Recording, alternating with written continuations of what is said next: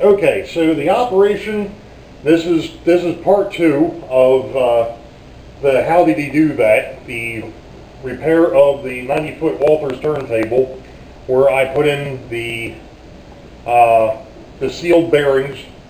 I did just get finished rotating the turntable a full 100 or 360 degrees, and each time I went ahead and moved the bridge where I think I'm going to have or turn and actually had the locomotive move where I believe I'm going to have a track. So, case in point, you just saw, I mean, I can't go far because unfortunately I don't have all the track wired yet. So we're going to go ahead and spin a little bit here and go down to the next.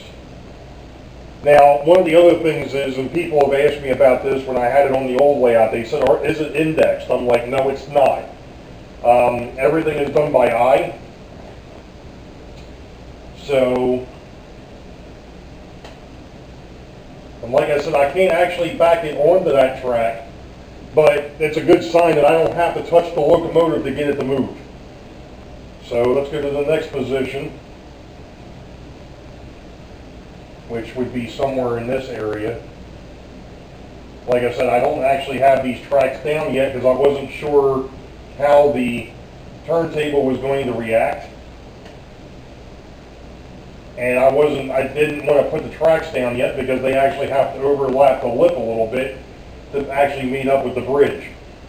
So that's two positions.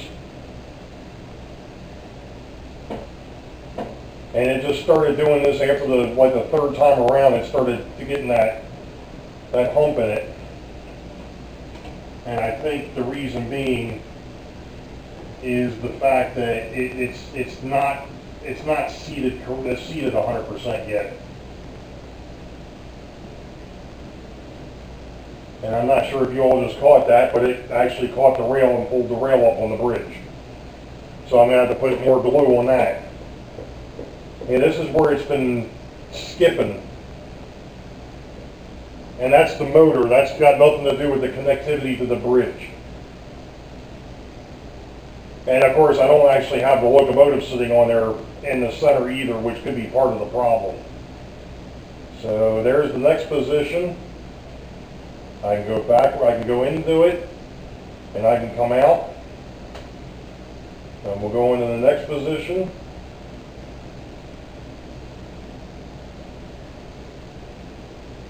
I can go in, I can come out. I just noticed that when it got stuck before, it went ahead and knocked the locomotive off the track. That's pretty good if it's still got connectivity and half the daggone locomotive ain't on the track. And we can go out, we can go in.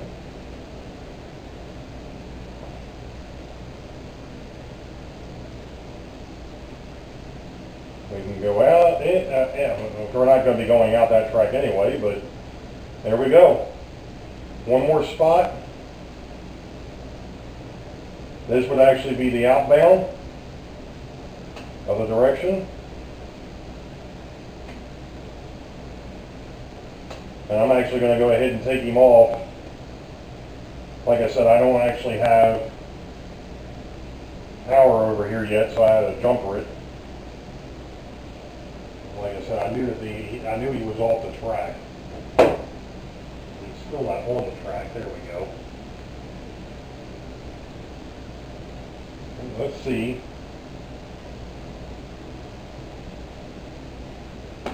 There you go.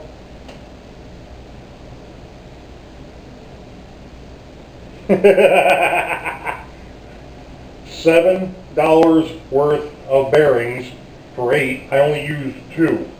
And if you want, what I'm going to do here at the end of this video, before the end of this video, is I'm going to go back over to the bench and I'm going to explain exactly what I did, because there were some people that were asking questions as to how I did what I did.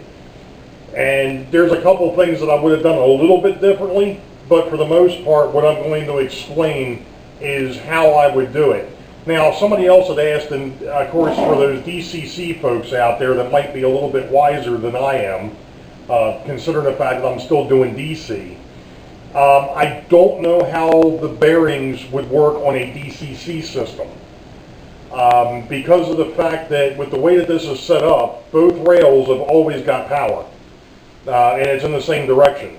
Whatever direction you flip the switch in, that's the direction that the rails are going to have power. So, you know, I don't know if the bearings would be a good idea for anybody running DCC. I can tell you that if you are running DC and you're having connectivity problems, this is the way to go. And I'll go ahead and I'll see if I can get the part number and all that, and I'll put that in the description for part 2 of this thing, which is going to be short compared to what the first part was.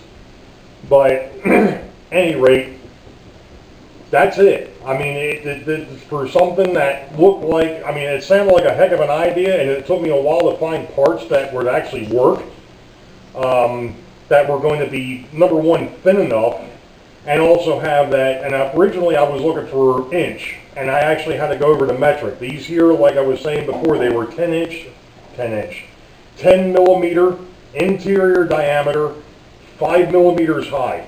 And you need at least two, well, you're going to need 2 to do the project.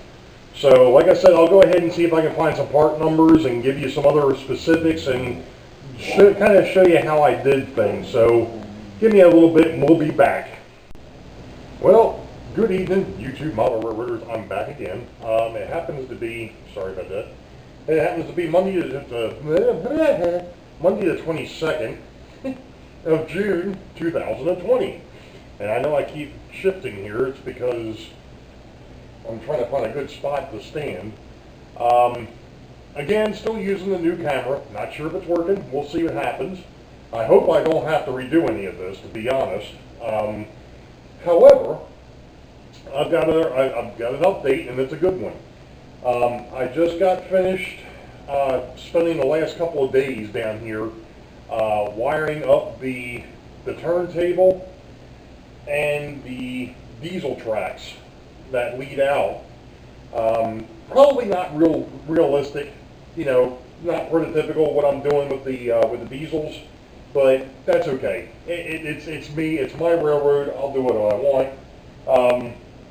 But I do want to show off, and this thing is not sitting level, probably because of the fact that I've had my assistant engineer down here, my four-legged friend, Mr. Beethoven, has been down here helping me out. And his sister, Miss Emma, has been down here as well, but she's not down here right now. We've had some storms roll through, and neither one of them is fond of storms.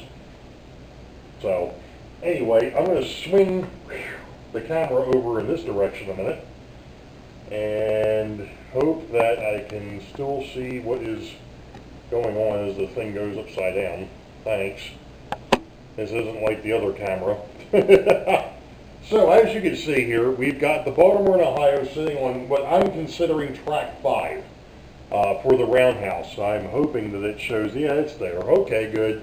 Alright, so he's on track 5 right now. So what we're going to do is we're going to bring him backwards. We're going to bring him onto the turntable. Now, here it is. I say I got finished wiring this thing. I realized after I wired everything up that I forgot one small thing. And that's the fact that theoretically you're supposed to be able to reverse the tracks on the turntable so that you can go ahead and put the locomotives all facing out. Guess what I didn't wire in? I didn't wire in the reversing switch. I'll fix that. That's an easy thing to overcome. Anyway, so we're going to go ahead and we're going to run him counterclockwise over here to track 4. And as I mentioned in the past, this thing is not indexed. So I have to kind of look. Oh, I forgot to turn the track on. Okay, there we go. And of course it jumped a little bit, the bridge. I've noticed that that's one of the things that's been happening. And I think I've had that issue in the past. It's not a huge deal. I'll deal with it. So now we're on track 4. So now we can come back out of track 4 and back onto the turntable. And we're going to continue to go counterclockwise. And what I'm going to do is I'm going to go over here to track 3, which is a long track. It was originally put in to be able to hold one of the steam locomotives. I'm not sure I'm actually going to do that with that particular track. That's yet to be seen. And if you're wondering why I'm skipping the other two, I'll show you why in a minute. So we're going to go over here to track 3 and line ourselves up. And I didn't have it quite lined up.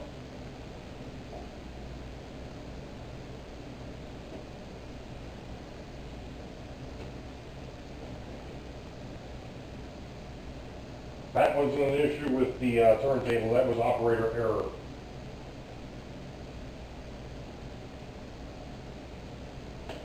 That looks a little bit better.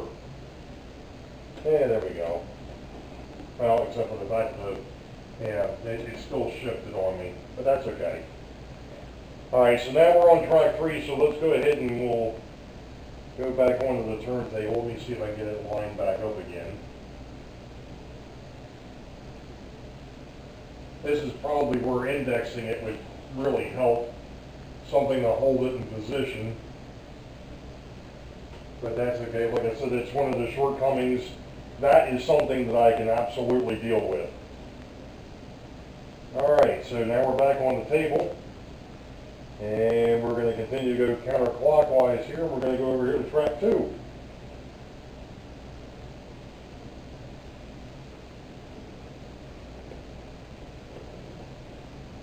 And you see, as soon as the locomotive came off, how much the table jumped or moved. You may have seen it, you may not have. Like I said, that's something that I can mess with later. I'm not overly. My biggest issue with this thing is exactly what's going on right. Not being able to manipulate a locomotive on and off the table consistently because of lack of electrical connectivity. And I have certainly fixed that problem. The only thing of it is I just goofed again. I didn't get it quite lined up. That looks a little bit better. Let's see.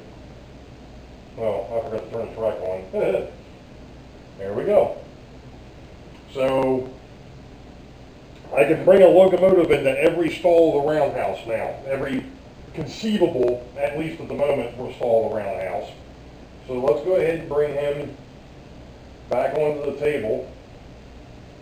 And let's go ahead and go clockwise. And I'm going to do something that normally wouldn't happen, but it's okay. We're going to do it anyway. Alright, so this is the actual inbound to the roundhouse, and it moved on me. Like I said, I'm not too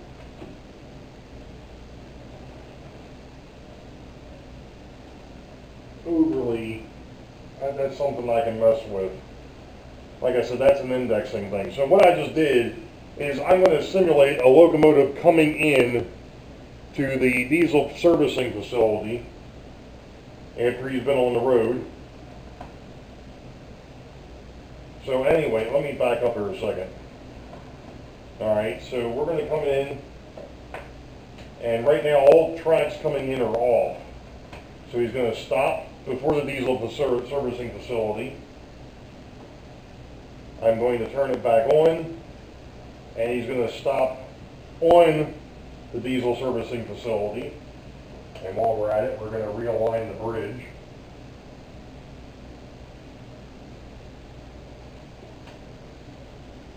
Now I'm going to go ahead and say, okay, he's done whatever needs to be done. He's on the table. I'm still going to go clockwise.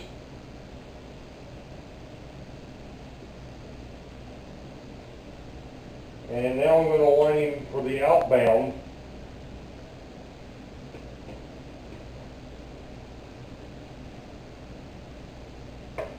And now he's in the diesel servicing facility for the outbound.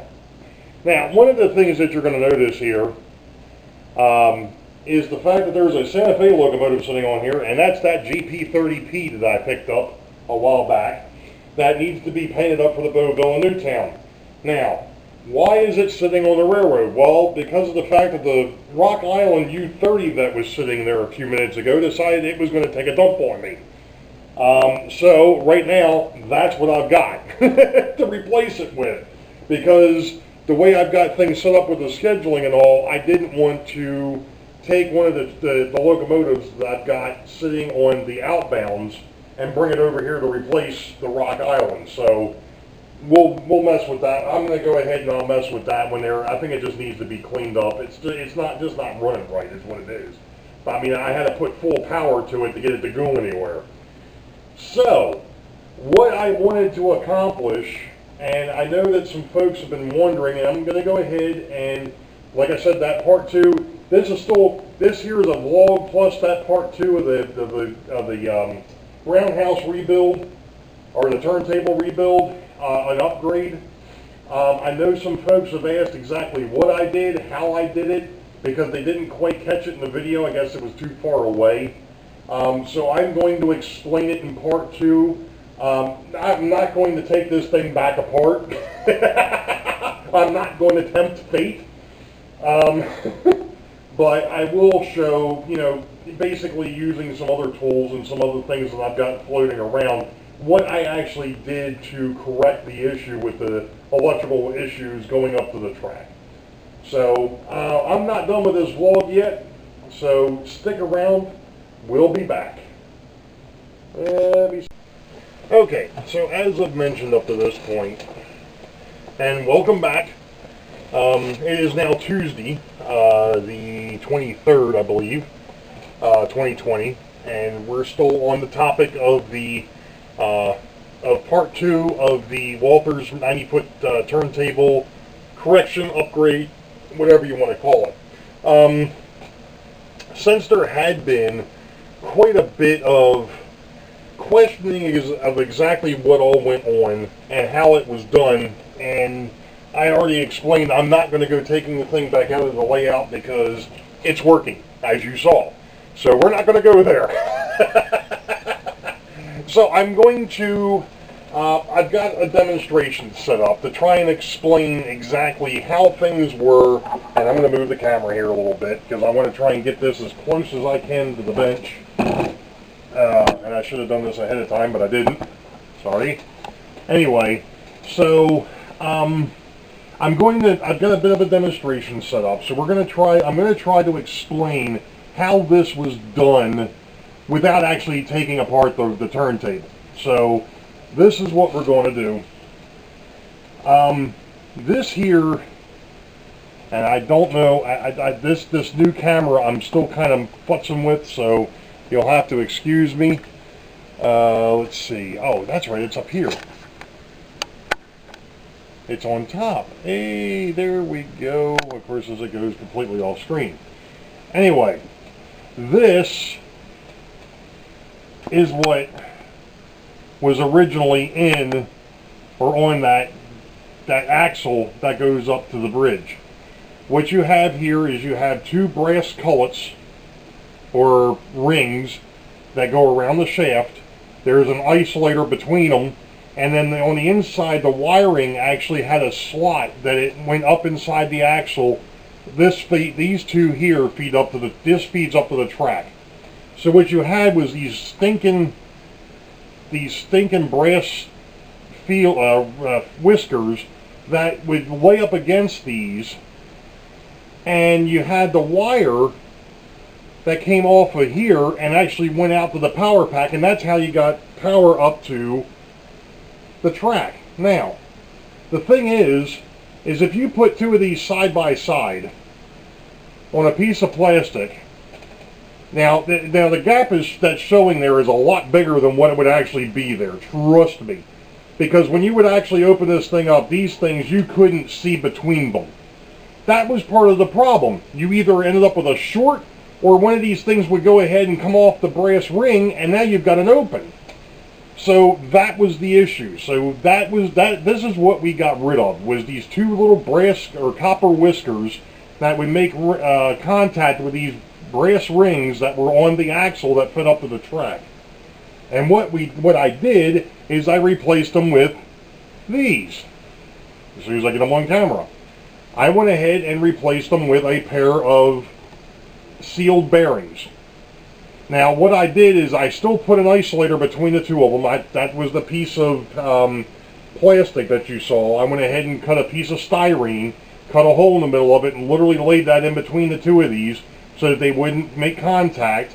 The outer ring, there was a wire attached to that actually goes to the power pack, and on the inner ring, now this was the one trick that may not have shown up on the camera very well, and that was the fact that that slot where the wiring goes up to the track, I actually had to make that slightly larger because I was using a slightly larger gauge wire than what that was originally set up for, one, and two, with the way that these bearings are set up when they're on the, you can't even see on here, but when they were sitting on that shaft, they didn't actually sit flat, so I actually had to modify the axle a little bit so those bearings would fit on there. Now, some folks have also asked me, which bearings did you get? You have to be careful about this, and it was one of the things that concerned me after I bought these, even though they were only $7, was that they weren't going to have contact all the time. And if you remember when we were sitting here on the bench the other week, the meter was going beep, beep, beep, beep, beep, beep, beep, beep, and that was because I had the bearing sitting this way and not this way. Once that bearing is sat flat, then I've got contact all the time, so it's not an issue. But you have to make sure that you want to get sealed bearings.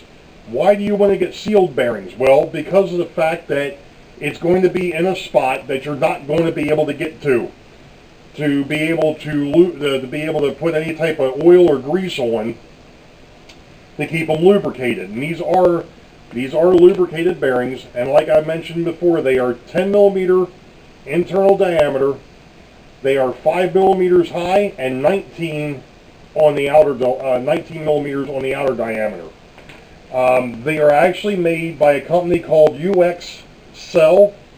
That's Uniform X-Ray Charlie Echo Lima Lima.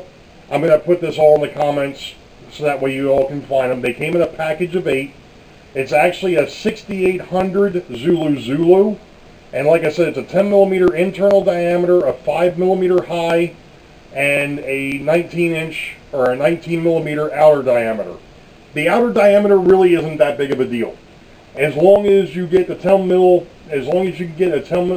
millimeter internal diameter and no more than a 5 millimeter high. The reason being is because of the fact that the way that motor sits up underneath of the base of the turntable, the motor actually sits in a bucket. And the bucket is only about, I'm going to say, no more than 3/4 of an inch to an inch high. I mean, it's not very tall, and that's one of the other things. I know Rick Bailey had actually had caught up to me on the side and was asking me about, how things were going with the turntable. And I said they're going really well. I said it worked out great. And he was like, well, couldn't you have sleeved the axle?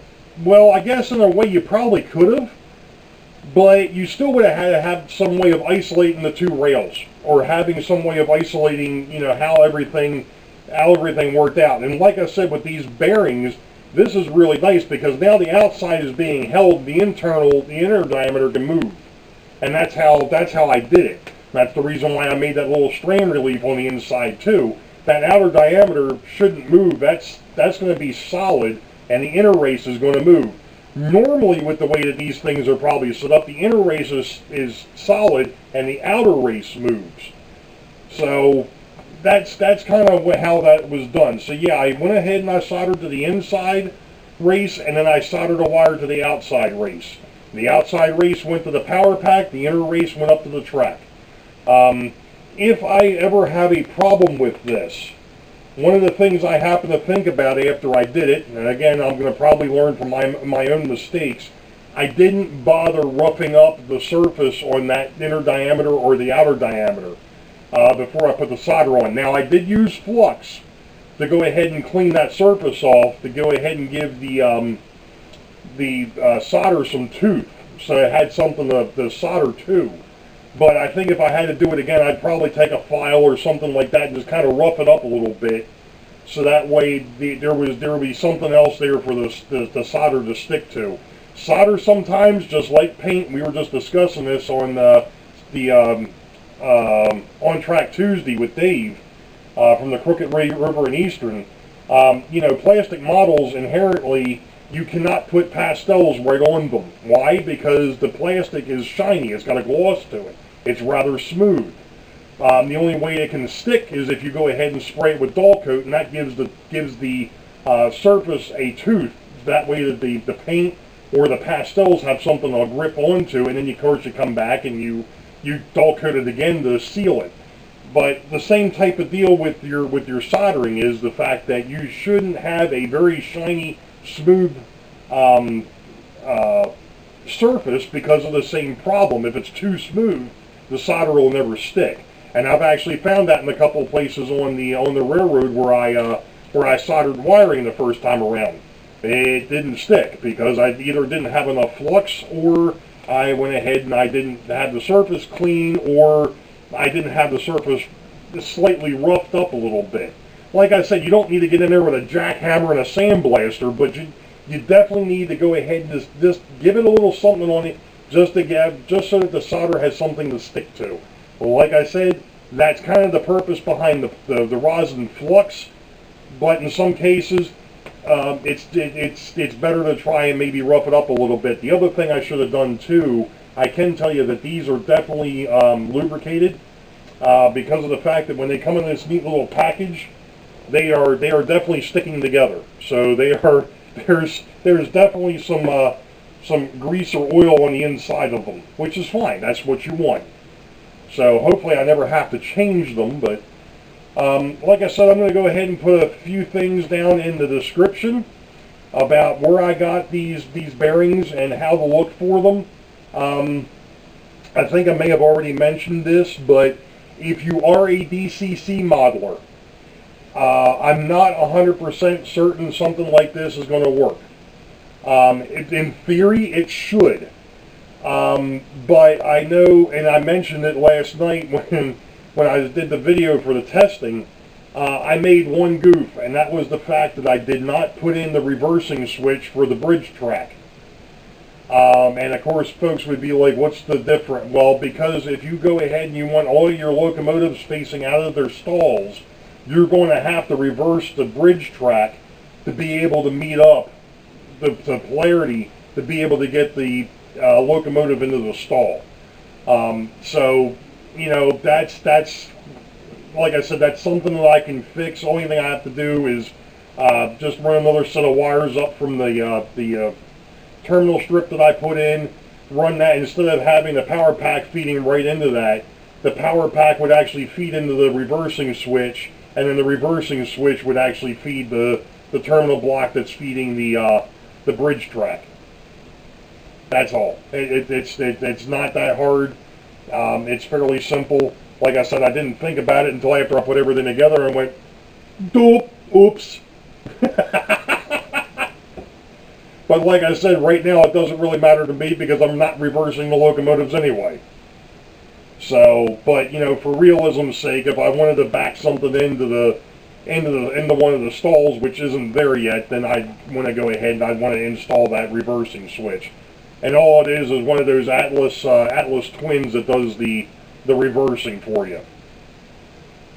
You could also use a DPDT to go ahead and do that. What you do is the center pole goes to one side, and then the wires actually cross and feed out to the track. So if it's in one position, it's straight. If it's in the other position, it actually reverses the polarity. DC-wise, DCC guys don't probably have that issue. But at any rate, that is going to conclude the roundhouse or the turntable upgrade fix 90-footer from Walthers. Obviously, if you all have any more questions or if you need more information, like I said, some of it I'm going to have in the description, and if you need more, go ahead and leave it in the comments. I'll be glad to go ahead and help you out any way I can. And you all know the deal. Wait for the highball. Green tracks ahead. We'll catch you all next time. See ya.